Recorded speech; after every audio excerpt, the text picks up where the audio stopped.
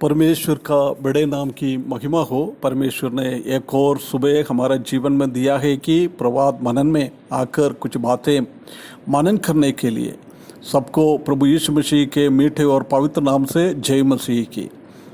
पिछले दिनों हम उत्पत्ति की किताब 19 अध्याय से कुछ बातें हम सीख के आ रहा है। 19 अध्याय का 26 पद तक हमने पिछले दिनों में देखा है। आज हम उसके आगे देखेंगे। उसका 27 पद में ऐसे लिखा है, उत्पत्ति की किताब 19 अध्याय 27 पद। भोर को इब्राहिम उठकर उस स्थान को गया जहाँ वो यहोवा के सन्मुख खड़ा था। भोर को उसने उठा है, इतना सुबह उसने उठा है। इससे हम समझ सकता है कि पिछले रात को अब्राहम को ठीक से सो नहीं पाया। वो ऐसी सोच के बैठा होगा, जब सुबेरे हो जाएगा, जब मैं जाके उनका हालत एक बार देखूं। क्यों? लूत के बारे में, सोदोम की लोगों के बारे में इतना बहुत बड़ा एक बोझ अब्राहम के जीवन में था। इसलिए उसने रात पर बिना सोते हुए सुबह उठकर उसने उसी बार आ गया। कहाँ? जहाँ से यहोवा के साथ वो खड़े होकर बात किया था, उसी जगहों में आया। आने के बाद वो देख रहा है। प्रिय भाइयों बहनों, हमारे जीवन में भी ऐसी एक बोझ है। हम परमेश्वर के सन्निधान में बिना सोते हुए, बिना आराम करते हुए नाश की ओर जाने वाला लोगों के बारे में अब्राहम की जैसी हम विनती कर सकता है।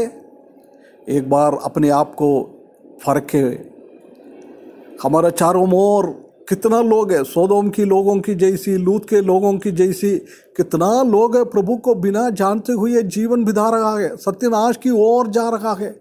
सोदोम और गोमेरे को कैसे आग के अंदर से सत्यानाश किया है, ऐसी एक दिन इन लोगों को सबको नित्य नरक के अंदर, आग की झील के अंदर डालेगा। कितना एक गंभीर स्थिति है। अब्राहम वो स्थिति को उनका मन में रखते हुए वो बहुत बोझ के साथ 18वें अध्याय में परमेश्वर के सामने वो विनती करता है, परमेश्वर के सामने वो प्रार्थना करता है। प्रिय भाइयों बहनों, ऐसी हम भी परमेश्वर के सामने प्रार्थना करने के लिए परमेश्वर हमको सहायता करे। हम जानता है कि प्रभु यीशु मसीह को कब्र में रखा है। अगले दिन वो शबत की दिन था, वो छोड़कर अगले दिन मगदली मरियम और कुछ बहन लोग सुबेरे अंधेरे से आकर प्रभु को देखने के लिए वो आया था। देख कितना प्रेम उन लोगों में था। ऐसे अब्राहम के जीवन में भी वो लूत के बारे में इतना प्रेम था, इसलिए उसने सुबह आकर खड़े हो गया है। प्रिय भाइयों बहनों, हमको भी ऐसी एक बोझ परमेश्वर देने के लिए परमेश्वर हमको सहायता करे।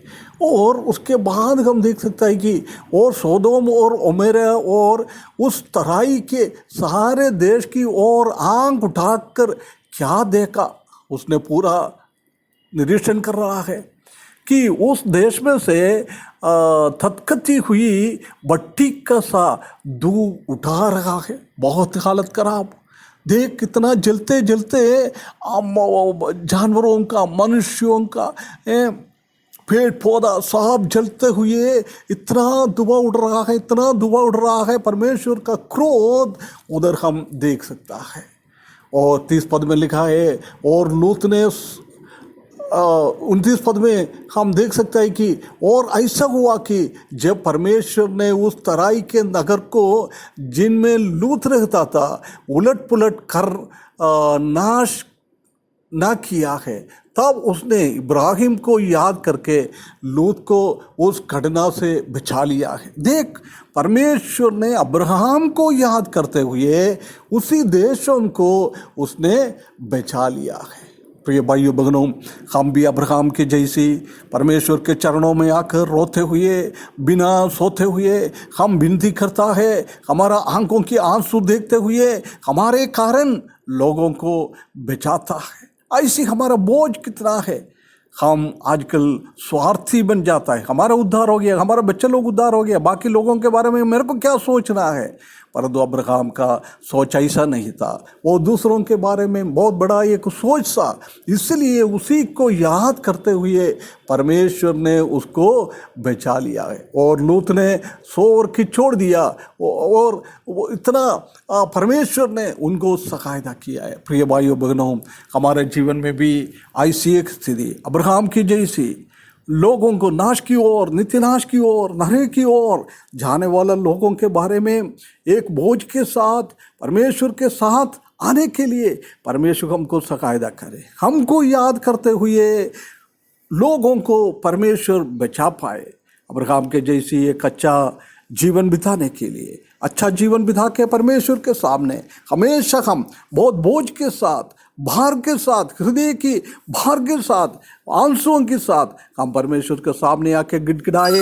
उसी के द्वारा परमेश्वर उनको मदद करेंगे। उसी के लिए परमेश्वर इस वचन के द्वारा हमको सहायता करे। उसकी बड़े नाम की महिमा हो।